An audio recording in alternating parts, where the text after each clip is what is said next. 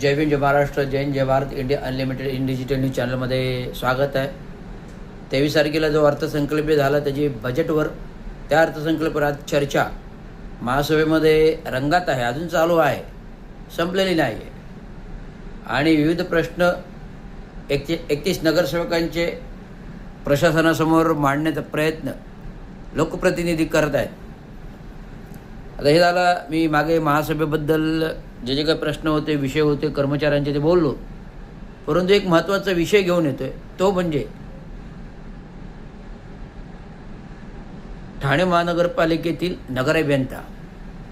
ठाणे महानगरपालिकेतील नगराभियंत्याचा विषय आहे. हे ठाणे महानगरपालिकेचे नगराभियंता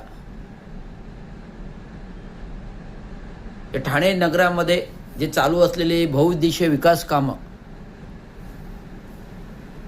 प्रकल्पीय कामं जी बहुउद्देशीय आहेत, ही कामे मंजूर करताना स्वतः नगराभियंत्यांनी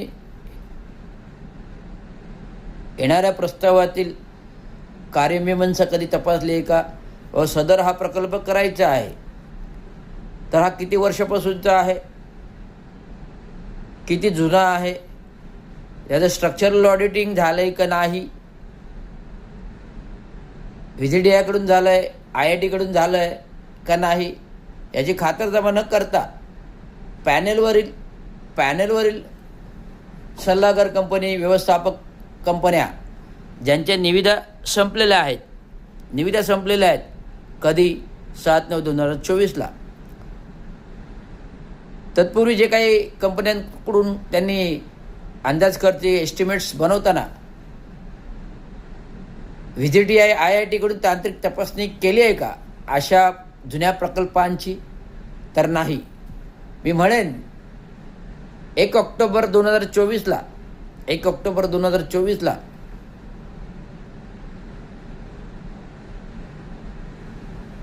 विधानसभा निवडणूक लावण्यापूर्वी जे गडकरी रंगायचं तात्काळ प्रकल्प कार्यादेश देऊन चालू केला, त्या प्रकल्पाच्या स्ट्रक्चरल ऑडिट जरासुद्धा केलेलं नव्हतं. ते स्ट्रक्चर दुर्धर अवस्थेत, धोकादायक झालेलं वर्ग 1 म्हणजे C1मध्ये येत होतं.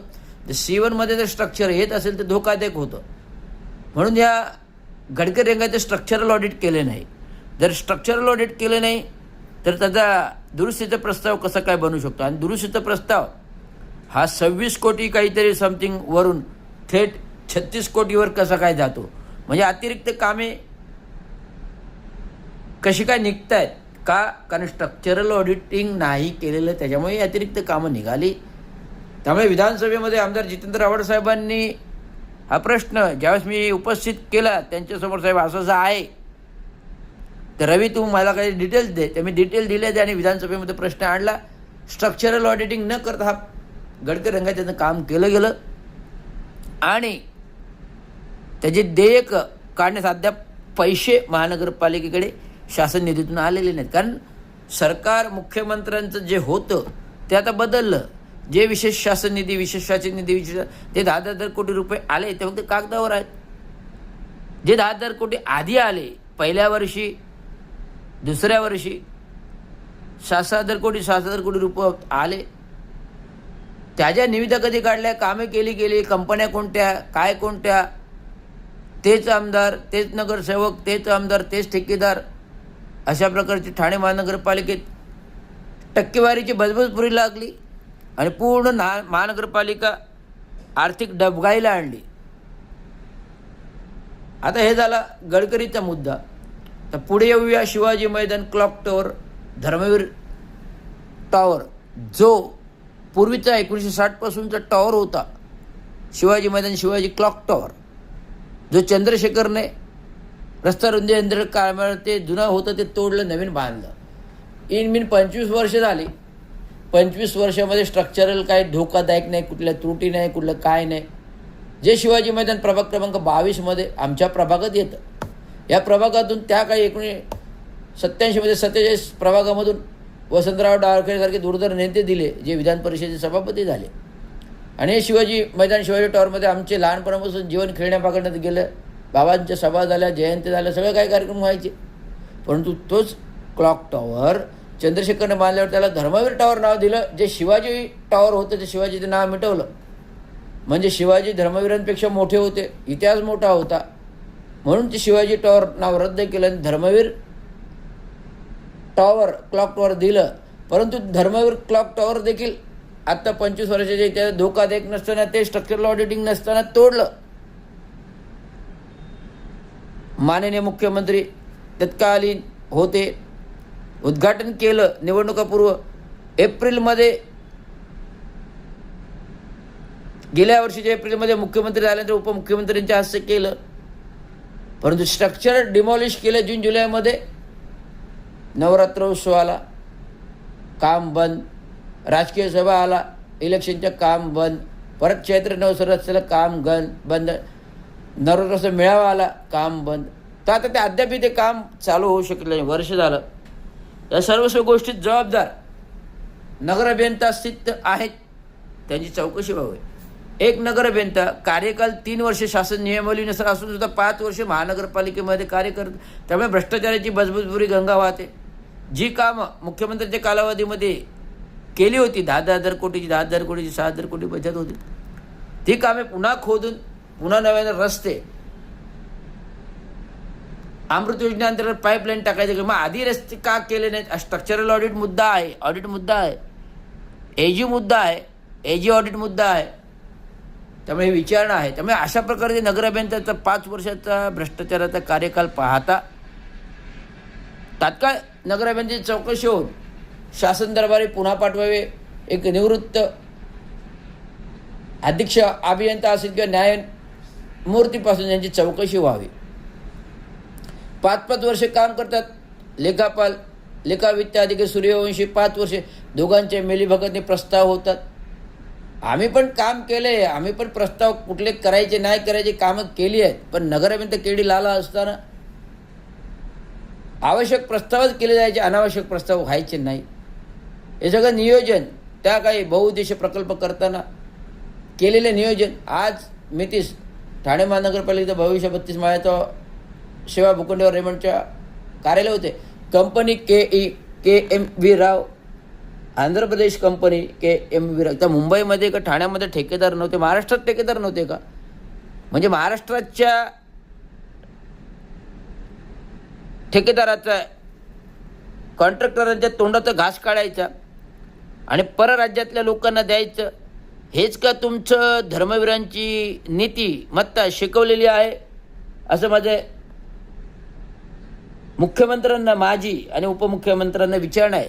श्रीकांत शिंदे खासदार, त्यांचे खासदाराचे मित्र, त्यांची कंपनीला ठाण्यामध्ये बहुउद्देशीय 1000 कोटीचं काम दिलं जातं. हाफिस कॉन्ट्रॅक्टर डिझाईन करतं, इपिकॉन डिझाईन करतं आणि त्याच्या धर्तीवर एक पुन्हा सल्लागार TUMC ज्याची निविदा संपलेली आहे. हे कोणाचे आशीर्वाद, कोणासाठी येतात कमवायला? सांगली साताराकडचे दरेगावचे लोक ठाण्यात येऊन रगड पैसे कमवतात. 2-2 बंगले, 150-150 विकासाकडे शेअर्स, हॉस्पिटल, शाळामध्ये भागीदारी. शासन सत्तेचा किती गैरफायदा करायचा? आम्ही पण शिंदेच आहोत. शिंदे असताना ठाणे महानगरपालिकेवर जे घडवताना बाबांनी जे काही मेहनत केली साधं तर तुम्ही नाव देऊ शकत नाही. आणि आमच्यासारख्या अधिकाऱ्याला प्रामाणिक काम करताना तुम्हाला चुकीची कामं करू देत नाही म्हणून आमच्यावर आक्षेप करून निलंबित करायचं. किती मोठी धारणा आहे. आज नगर अभियंता माझ्यावर त्या दिवशी आरोप करतो, तुमच्यावर सस्पेन्शनचे आरोप आहेत. अरे पण नगर अभियंत्यांना कळत नाही का की माझं कुठल्या भ्रष्टाचाराचे आरोप नाही की कुठले काय नाही, तर मला राजकीय हेतुपुरस्पर निलंबित केलं होतं. त्याच्यामध्ये कुठली चौकशी निष्पन्न झालीच नाही. क्लीन चिट मिळाली आणि क्लीन चिट मिळाल्यानंतर मला जे काही ते पिरियड सगळं लागू झालं आणि त्याच्यानंतर मी 2023मध्ये रिटायर्ड झालो.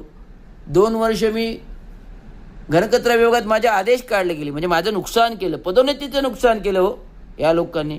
नाही तर आज मी ठाणे शहरात नगर अभियंता एक सफाई काम करत झालो असतो. ही दुर्धर कहाणी आहे. आणि दिवस काम करते चांगो शिंदेचा ठराव 10 वर्षात जो रखडलेला आहे तो आज आत्मधनाचा इशारा दिला म्हणून मार्गी लागला. विविध कामे हे मला महाराष्ट्र म्युनिसिपल कर्मचारी बॅनरवर आंदोलनाचा इशारा दिल्यावरच मिळतात, संघर्ष केल्यावरच मिळतात. आणि आम्ही फक्त संघर्ष न करता टक्के खोके आणि बंगले इमले बांधतो ते जनतेच्या कराशामध्ये महानगरपालिका लुटून. आज महानगरपालिकेमधील कर्मचाऱ्यांना थकीत वेतनं दिली जात नाहीत कारण महापालिका दुर्धर भिकारी आहे. कुठला महसूलही नाही. अख्ख्या विकासकाला भूखंडे दिलेले, अख्ख्या लोकप्रतिनिधींनी सर्व स्थावर मालमत्ता आपल्या नावावर आहे, 1 रुपया भाड्यापोटी करून गेले, कुठली वसुली नाही. त्यामुळे आज महानगरपालिकेची अवस्था दुर्धर भिकारी आहे.